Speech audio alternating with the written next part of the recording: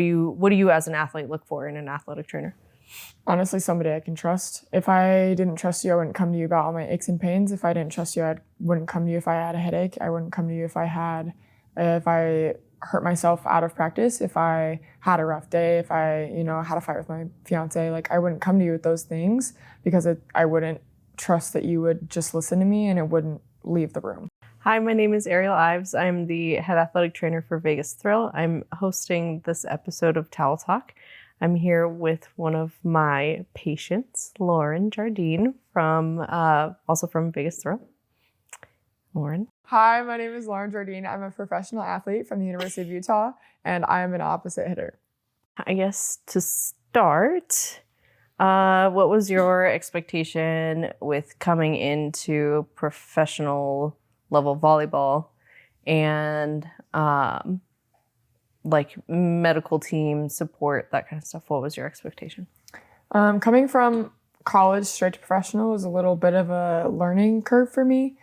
Just sticking with the athletic side of it, I feel like it was along the same lines of doing weight sessions and practice sessions and things like that. But the toll that it took on my body was a lot different than what I thought. I'd been playing for 4 years straight, basically, with a 2-week break in the summer and a 2-week break after season ended before we got back in the gym, and doing that for 4 straight years, and then 4 years before that in club and high school. So like, it kind of just beat up my body and didn't realize how important recovery was.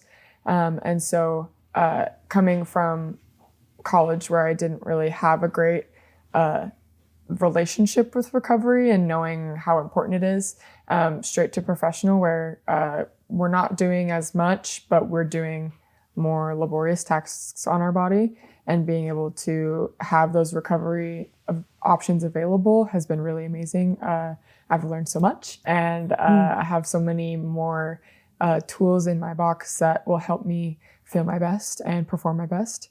In terms of the medical side of things, coming from an injury that's been bugging me for years, and being able to have people around me that are so willing to help with that and work around that to help to where it's not that big of a deal anymore, and it's just something that I deal with on a day-to-day basis, and finding things that not only help relieve that pain, but are also able to make modifications if necessary. I remember it was like my second week of training, and there was an exercise that hurt me, and being able to fix that so I wasn't in so much pain and I could perform throughout the rest of the week was really important for me. And being able to have like easy access to team docs and to constant communication with them if anything bad ever came up, like, has been really amazing to just have that in general. Curiosity question. Mm-hmm. We just did the podcast where we kind of had like the whole group, but for you, I talked about how rapport and like building rapport is super important to me, and especially like I think that really fosters the relationship between us. And but what was like the moment for you where it was like, I can trust her? Like, what was kind of like that breakthrough moment, or was it a breakthrough moment, or like what? I think it was a breakthrough moment. I think even one of the first practices where I came up to you and I was like, oh, just so you know, like, this is swollen. And you were like, what? And I was like, oh, that's normal for me. I'm a really high-strung athlete, and so I think that all of the aches and pains and stresses and soreness that I feel were completely normal. And I think I came after practice one time and I told you about that soreness, and you were like, what else is sore? And I was like, what do you mean? And then you did kind of like a full body scan, and you were like, okay, this isn't how it's supposed to feel. And it was new for me because I've been playing for so long and never had any breaks that I didn't realize how important rest and recovery was.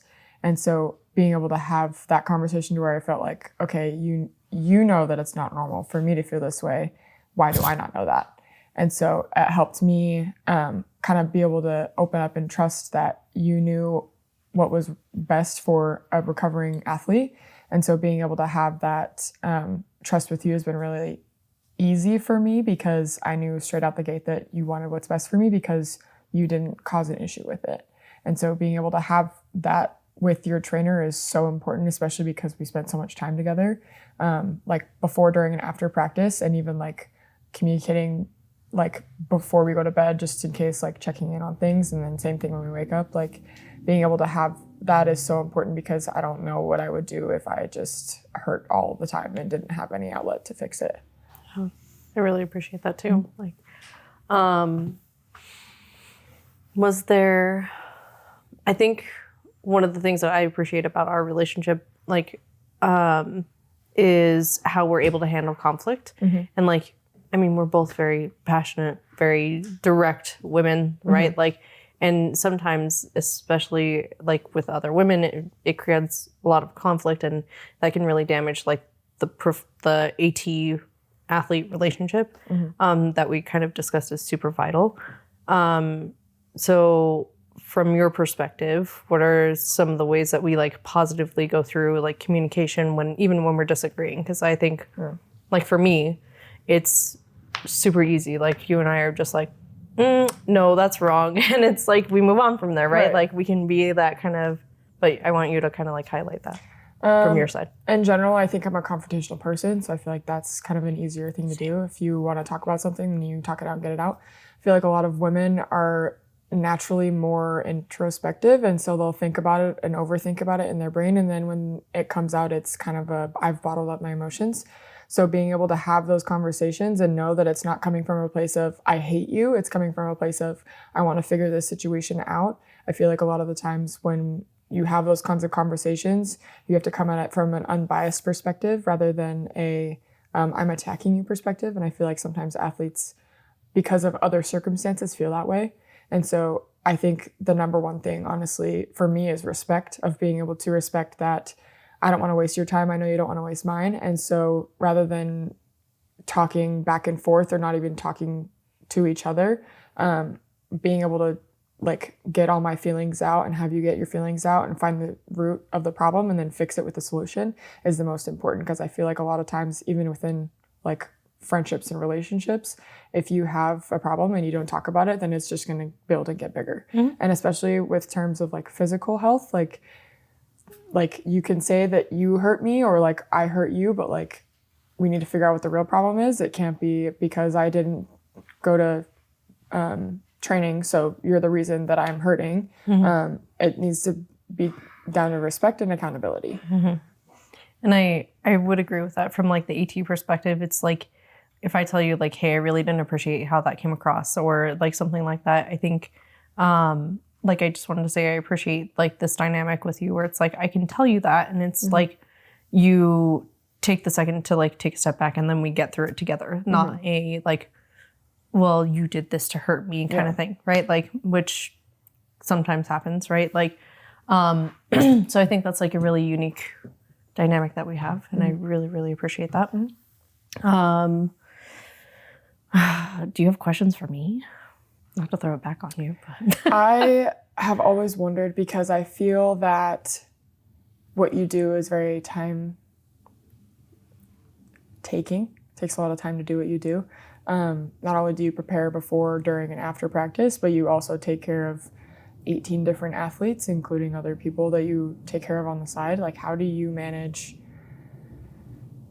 everybody's crap that they have to deal with and also work at Limitless? Like, you work at Limitless and you spend so much time with us at practice. You're there with us traveling. You're with us at like workout sessions. You're there with us when we're here, when we're at UFC. Like, you're here with us all of the time. Like, how do you manage that and like separating it into a normal like sport athletic training and then just like a normal person training?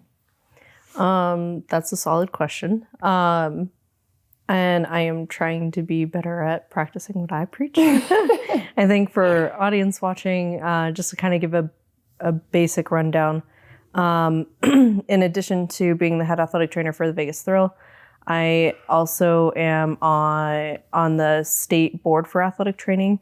I also do 5 hours a week at Costco as an industrial athletic trainer. And then I am a lead athletic trainer for Limitless, so part of the leadership team here. And then we have Thrill.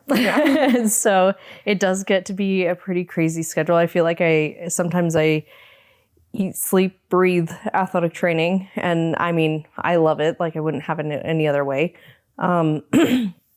But in terms of being a person and like just finding that me time, it's kind of like what we were talking about before. Like when I'm separating, it's definitely, for me, it helps to compartmentalize a lot of things. So it's like I can pretty easily switch back and forth and just be like, nope, this is, even if it is 5 minutes, this is my 5 minutes. And that is like, again, just being intentional about it, right? And like, and then it does come down to a lot of like time management, right? So my schedule is packed all day, every day. And so getting that time in and like still being able to see my boyfriend when I go home, you know what I mean? It's a challenge for sure. Yeah. But it's, everything I do has an intention behind it. And every minute of my day has an intention behind it. So I hope that answers your question. Yeah. Yeah. Are there things for you that are, or like what's the most important thing for you about an athletic trainer? Like what do you as an athlete look for in an athletic trainer? Honestly, somebody I can trust. If I didn't trust you, I wouldn't come to you about all my aches and pains. If I didn't trust you, I wouldn't come to you if I had a headache. I wouldn't come to you if I hurt myself out of practice, if I had a rough day, if I, had a fight with my fiance. Like, I wouldn't come to you with those things because I wouldn't trust that you would just listen to me and it wouldn't leave the room. And so the relationship with the athletic trainer is really important, but also trusting that you know what the hell you're doing. I've worked with athletic trainers in the past who don't know what they're doing, and I didn't know that until I met you. And like I said, that breakthrough moment was where I was like, oh, this is what I'm supposed to be doing. Like that is kind of, I feel like it should be the level that all athletes attain with an athletic trainer. And I feel like that's what's so hard about going from college to professional is I didn't have that in college. And so that was not only a big learning curve, but that was just like a whole new world opened up for me that now I can take care of my body. I can play for more than 10 years. I can, have kids come back and I'm fine. And so being able to have that outlet has been so much easier. No, I appreciate that too. What are some of the things that like help you cue in like this is a good athletic trainer or like this is not such a good athletic trainer? Or like, I guess the cause of that question or the root of that question is like, what can athletic trainers do to have a positive presentation to their athletes? Be okay with me asking a lot of questions because I don't know what's going on with my body. And if I don't know what's going on, then I can't help you know what's going on. That's totally fair. So being okay with me saying like, oh, I feel a little fuzzy today. And like trying to explain what that means. And like explaining like, oh, I feel like I'm walking through molasses, but my body feels fine. Like being able to say things that describe what I'm feeling in non-technical terms, because I'm not going to say I have plantar fasciitis in my left foot 4 hours of the day when I'm playing and wearing the specific shoes, because I'm not going to be able to say that. I'm going to say, ouch. So being able to, I know how I feel, and being able to talk to you about how I feel and help me figure out how I feel is number one. And then knowing that you're going to set up a plan for me. In the past, there's been trainers that are like, oh, this is preventative, but it doesn't target the specific muscles that I'm needing work done on. And so doing your preventative care is warm up, during, and cooling down stuff on the side, and making sure that those things still stay loose while I'm doing all these things. And so like continuing to like check in on those things. It's not just a one-time thing. It's like consistent, and we work on it through a month of the season, and then that isn't an issue anymore. And so being able to work through those things and know that if I have a problem with this, I know that you know enough about it to know what I need to do before, during, and after to where I don't have that pain anymore. So going to the root of the problem rather than fixing the temporary solution. For the audience, she did tell me that she had a fuzzy feeling. I was fuzzy. I don't know what it meant. It was fuzzy one day. Okay? I said literally, okay. And I was like, I just feel fuzzy. I just can't explain it. I just feel fuzzy. Yeah. Are you okay? No. What's your favorite moment of the season so far? I don't know. I have a lot. I think honestly, my favorite is like when I come out and do stuff with you before games, because it helps me like stay calm, and like you're kind of the only one that listens to like my music, so I can like talk to you about it and stuff. And then we share Red Bulls and anime, and we talk about all these things. You're not supposed to say I drink Red Bull. I drink Red Bull. Red Bull. I never. But just being able to feel like I don't have to be only talking about my issues with you. Like I can talk to you about like what something good happens. I can talk about gossip. I can talk to you about like my new show that I'm watching. Like I can talk to you about all these things, and I don't feel like it's gonna hinder our relationship as a athlete and AT, nor is it gonna hinder our relationship as friend and friend. So like I think that that's kind of like the holistic part of being an athletic trainer is like, yeah, you're my athletic trainer, but I can talk to you about stubbing my toe. So fair. Yeah. We have a tradition for between every or at the beginning of every match, and we can show you the tradition if you want. Yes. Tradition. I have We have to stand for it. Okay. Okay, so on the sideline, she likes to blow my eardrum during every game. I'm very loud. I literally bought headphones that they aren't even like Bluetooth or anything like that. They're literally headphones, the loop ones that like drown out some of the sound and reduce your decibel. And I only put the side in that she's on. But really good at my job as a bench cheerleader. Thank you. Oh my God. Thank you. So this is our tradition. We go real close, and then she's so tall that I can, I do this every game. Yep, every right game. Here, and I just go. Keep your hair to yourself. Has there ever been an experience between either of you where it's a challenge and you had to kind of overcome that between you two, as well as just like in general as an athlete and athletic trainer, like just like a challenge that you maybe haven't faced before? We don't have any problems ever.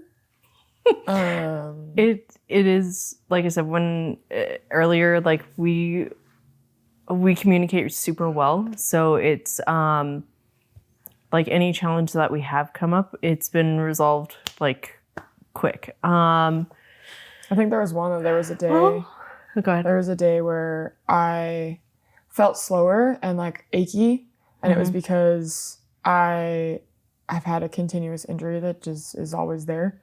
And so I didn't bring it up, and she was like, "So how you doing?" And I was like, "I feel like crap." And she's like, "Well, why?" And I was like, "Well, it's just the same thing that I've always gone through." She goes, "Well, you can still talk to me about it." And I was like, "Yeah, I can." She goes, "We don't have to have a solution for it right now, but we can still talk about it." So I think there was there's one day that I remember specifically where it was like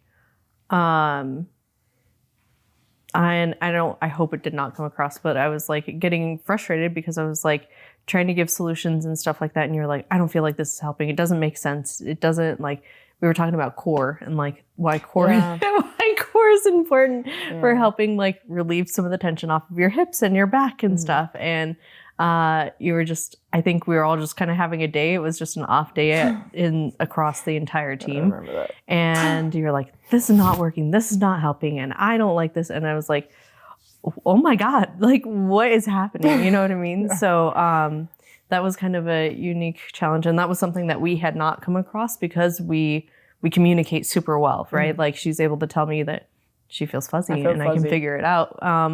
But on this day, it just was not clicking, right? So, and the way we kind of got through that was like, I think I kind of took a step back and I was like, well, I can demonstrate it later. Like we don't have to like get to the end point today. Not, especially not in this moment. Like, let's just get practice done. Like, it sounds like we just need to focus on that right now and then we can get to this later. And then we came back together and we're able to find that solution. Yeah, I remember that. Yeah. But I think for like after we had that conversation after practice, and I was like, I just need to understand why it's supposed to help me and like get more information on that. Like nobody can tell you like, hey, this is going to be the best thing for you. And like, I'm supposed to immediately do that. For me, I need more information, especially along the lines of like recovery. And like, I've always had the same problem, and I've tried all those things one time, which meant that I had done everything in the world possible to fix that problem, and I hadn't gotten the same solution from those same things. So I just needed more information of like how continuously that would help. And we talked about that after practice, and it was just so much better that way. And now every time we say something, she's like, okay, well, here's why it helps. And then I'm like, okay, sounds great. So Yeah, that's a good question. in other situations that have been really tough as an athlete, trying to listen to their body, and like knowing when something is wrong, because there's stuff that's like, okay, this kind of hurts, or this is kind of achy, or I should probably take it easy today. Like I knew something was wrong, and I went to my athletic trainer, and she said that she couldn't help me, and she sent me to the ER, and I spent 9.5 hours in the ER the day before a game, and I was not able to take a deep breath. I couldn't eat food normally, and nor could I like breathe like consistently. So I went to the ER. I was in there for about 9.5 hours, and I was so faint that I passed out when they drew my blood. So I not only was I alone for 4 of those hours because my fiance was working. He came after with me. My athletic trainer said that she had other things to do. Then sit with me in the hospital and wait for a diagnosis. And then when I went to the hospital and actually got in the room, they gave me a medication that I was allergic to that was on my files, but I was not cognitive enough to tell them. And then I had to go back to the hospital a couple days later and get an actual medication that wasn't giving me hives. And then I went back to tell her that I was feeling better. And then she told me to talk to the doctor, not her. So that was a rough situation to have with an AT, which is why I think I had so much aversion to talking about what was bothering me, because anything that was bothering me was immediately met with, it's not my fault. It's not my problem. So I think that is also a tough situation that I fear a lot of student athletes deal with, especially in college. And if you have that at such like a freshman, sophomore time, then you won't do it for the rest of your career. Yeah. So I will say too, like not to stick up for the AT or anything like that, but like just to provide some perspective too, like it's sometimes things really do get so overwhelming that you cannot but it's the ability to recognize that within yourself and like kind of again take that step back, like and communicate that is like either you have that or you don't sometimes, you know what I mean? Like sometimes it can be taught, but man, that's a hard lesson to learn, you know? And so if I would not be surprised if something outside of your situation happened to that AT and it was just something that was super overwhelming for her. And again, I don't think that justifies the behavior, but just to kind of give perspective, right? Like, and it really does become all consuming sometimes. And sometimes you don't mean to like take it out on anybody, and especially not a patient and an athlete, but like, I don't know. I've always said like healthcare is customer service. Like we pay enough for it. It's customer service. Like your doctor is a customer service representative. Like I am a customer service representative. And I think that kind of goes a long way too. And I wish that was something that other ATs kind of recognized and other people in just medicine in general. But I'm sorry you also went through that. Like that's a lot to go through on your own. Like bigger and better. So. Every day. Yeah. I was just gonna say, if there's anything you wanted to share, like that we haven't gotten into, I'm giving the mic to you. Thank you. Can't stand her. God. I'm the favorite of the team. No, I think a lot of people don't understand how important being an athletic trainer is, but also how tough it can be because you have so many things to deal with. Like, you have contacts for everybody on the team just in case they forget theirs. And you have updated medications for everybody on the team just in case they forget theirs. And you're opening up your free time on a vacation, basically, that when we're not doing anything, you're available for us to do whatever we need to do. You open up your room to us and you help us feel better with like recovery when we don't have access to that on the road. And so like, I don't know if other athletes understand like how much you do for us. And I don't know if we express how much we appreciate that, because personally, I wouldn't spend 700 hours like you do a week doing what you do, because I don't like people that much. So like genuinely like so appreciative of everything that you do, especially from my end. I keep hitting the microphone. I'm the problem child, obviously, but like being able to know that if I text you, you're not going to be like, oh, this bitch again. Like you're going to be like, okay, it's fine. Like I know this girl, I know what's going on. Like it's not just a random thing that's popped up. And even if it is, you're like, okay, like we can figure it out. But like, I think that the team appreciates so much having somebody who's competent doing their job and like so willing to help us all of the time. And appreciative of that. I appreciate you guys.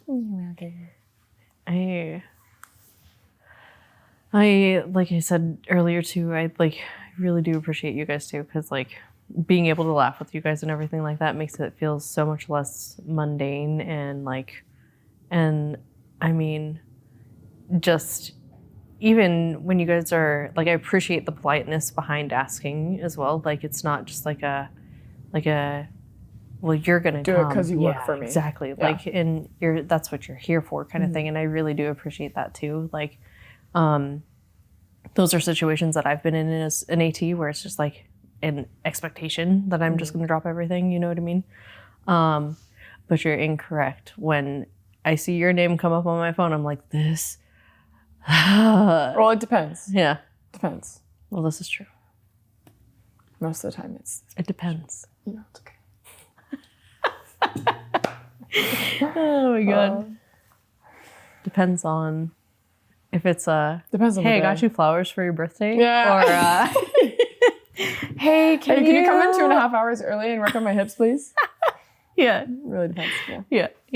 Okay. Is there anything or that we've done or that you've implemented in your recovery that you feel like has really helped you? Like it could be a tool, it could be a certain type of treatment, like something that you've really felt was beneficial. I have had a lot of injuries in my time playing volleyball, obviously. I am a really explosive athlete, and I grew more athletically, but my body didn't catch up to me. So I had a lot of injuries starting out. I think my first one was I was like 14. I was diagnosed with osteoarthritis in my knees, both of them. And I had a really hard time playing without pain. I tried the Osgood-Schlatter straps. I've tried pretty much every knee brace on this planet. And I've also tried preventative stuff with working out using bands, specific stretches, things like that to tighten the muscles around my knees, specifically my left one. And I've always just had a really hard time building that muscle. Dealing with other issues did not make that easier, but also like just playing so much volleyball. I played from like 3 to 10 p.m. pretty much every single day for the whole school year. And then in the summer, it'd be from 8 to 6 and then 9 to 10. So like so much volleyball and so many sports that I just couldn't give my body a rest. I went to see a orthopedic surgeon that was down the road for me. And he showed me my knee and how much of my patella tendon was attached. I had 40% of my patella tendon attached, 60% was dead tissue, which made sense. But there were basically two options. One was a really big, scary surgery, and the other was a PRP injection into the tendon. So I received that when I was in college, and it was a really big, scary needle that went into my knee, and I had to play the Beatles so that I didn't freak out.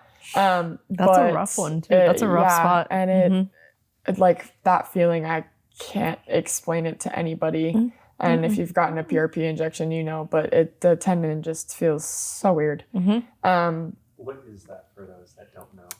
So in dumb people speak, it is basically they take a little bit of your blood, they spin it really fast so the white blood cells go on top, and they re-inject it into an area that needs to heal or regenerate, basically. And not quite white blood cells. So they take like the platelets off that's of what the the top. word is. So it's the PRP stands for platelet-rich plasma, and they basically take that, and it has a lot of like really good nutrients for the area and everything like that. Technically, you don't want as much of like the red blood cells because that's what kind of initiates the inflammatory response, and we're trying to get that healing without the inflammatory response. Okay, close, not really. You're really close. Actually, So close. I'm really impressed. Like, yeah. Okay. So, and then they inject it into the area that hurts or that needs to be fixed, I guess. And then it takes time to regenerate and heal and feel better and not be swollen. So I had that done my sophomore year, the beginning of my sophomore year. And it took a while for me to get back to my normal activity. I also tried to do crutches on snow and ice, not fun. So I tried a lot of different things. I tried KT taping. I've tried bracing it. I've tried resting. I've tried not wearing anything and sucking it up, taking 4 Advil before every practice. Not super fun. And when I transferred back to Utah, there were a couple other options that I tried. The one that has stayed with me and worked is the Incredible brace. My fiance introduced it to me. He said he's been using it for a really long time. He played collegiately at Southern Virginia University, men's volleyball. And he said that it healed everything. And the purpose of the brace is to add compression, and the way that the fabric is woven is it adds blood flow, and it like what's it called? Like Squeezes. directs Okay. blood flow to the knee. Basically, there's a circle on the knee that it directs the blood flow to, so it makes it easier for circulation. And for me, it improved inflammation, and it helped just overall general feeling of it. Not only does it keep my whole leg warm, which lets my knee not have so much stress on it, but it's not big and bulky. It doesn't have any metal in it. It doesn't cause any specific pressure to my patella tendon and my kneecap. There are some braces that have that gel donut that like goes right around it. My knee's a little bigger than most of those, so it doesn't fit my knee specifically, and just wearing this sleeve helps it feel the most natural. And that is pretty much the only thing that's worked. I've tried sometimes not wearing it, and I don't feel as good. I don't feel as explosive, and being able to wear that and feel like, okay, I'm set. I don't have to worry about anything, especially if I'm on the court or if I'm off the court. Like, I know that if I come in cold, then I'm going to be completely fine and it doesn't cause any pain. I use it when I play volleyball. I use it when I play basketball. I use it when I'm weightlifting. I do it pretty much any athletic activity that doesn't involve water, because I just feel that much better in it. They have so many other options, but for me, that specific injury was the most important to have that support. And so like being able to have that, and I wear it every single game and I love them so much. And so being able to have that and know that my knee is going to be okay is just the greatest feeling. It makes my job easier too. You don't have to worry about it at all. Exactly. See you next week. I'm a guest speaker, have no clue what's happening. Hope you tuned in, liked it, the frequency and everything that's been going on. I hope there's an episode next week, but who knows? So It depends. Depends.